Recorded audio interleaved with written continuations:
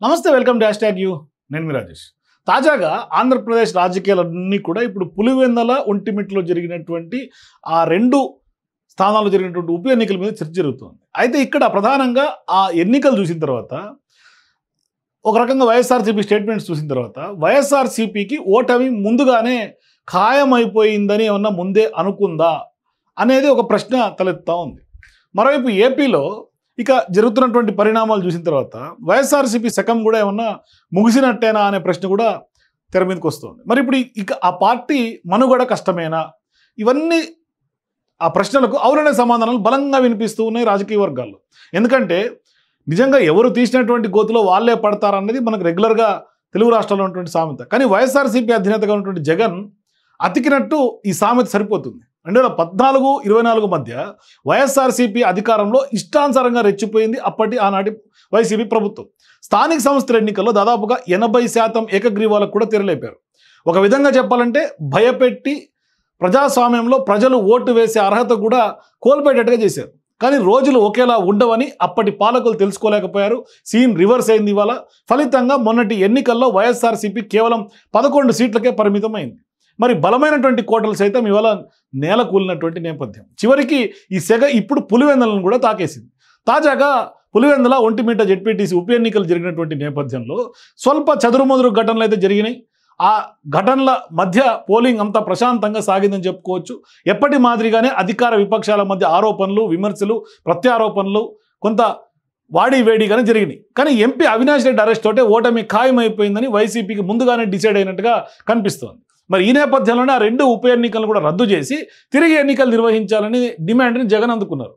ఆయన ఇప్పటికే ఎక్స్ వేదికగా పోస్ట్ తర్వాత ఆయన మీడియా ముందుకు కూడా వచ్చి మాట్లాడారు. ఎప్పటి మాదిరిగానే చంద్రబాబు ప్రభుత్వం మీద కొంత నిప్పులు జరిగారు వైఎస్ఆర్‌సీపీ అధినేత జగన్మోహన్ రెడ్డి.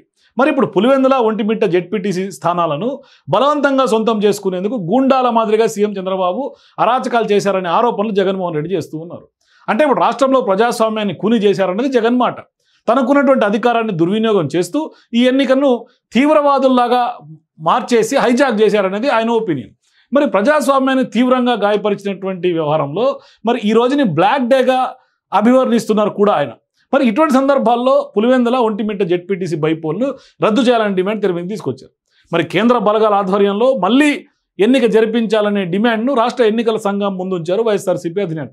సో ఇప్పుడు చంద్రబాబు అధికారంలో ఉండగా రాష్ట్రంలో రాజ్యాంగం, చట్టం, న్యాయం, ధర్మం, నిబంధనలు, ప్రజాస్వామ్య పద్ధతులు ఒట్టి మాటలేనని జగన్మోహన్ రెడ్డి ఆరోపణ.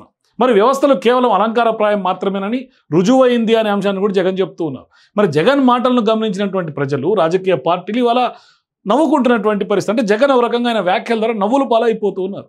అంటే ఆనాడు వైఎస్ఆర్‌సీపీ పాలనలో ఈ మాటలు ఏమైపోయినాయి అనే ప్రశ్నలు కూడా ఇప్పుడు ప్రజలు లేవనెత్తున్నటువంటి పరిస్థితులు. అంటే మీరు చేస్తేనేమో ఒకటి, అప్పుడు రైట్ అయింది, మిగతా వారు చేస్తే తప్పయిందా అనే అంశాలను కూడా ఇవాళ అదే ట్వీట్కే కామెంట్స్ రూపంలో ప్రజలు అడుగుతున్నటువంటి క్వశ్చన్స్.